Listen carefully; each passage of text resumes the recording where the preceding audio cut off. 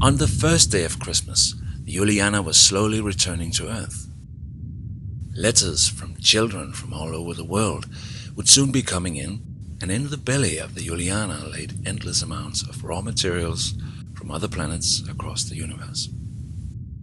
She'd been built by Santa's foster child, Raven, in order to make toy production easier and less brutal on planet Earth. And with colonization and space travel around the corner, the Juliana was ahead of its time. Santa and his helpers had now been to space for almost a year, and most of the kids were looking forward to join orphanages and foster families on Earth, where they could start their own future. They'd send out the kindest requests and tried to describe themselves as well as they could, but the answers were always negative.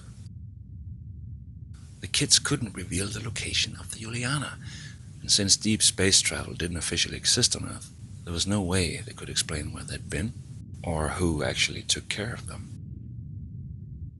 The crew consisted of toy makers and engineers, and they had all managed so far being by themselves. If someone had a bad day or needed to let off a bit of steam, they pretty much knew how to handle it. But Santa worried that if the connections to Earth didn't get better, the Juliana would simply stop functioning.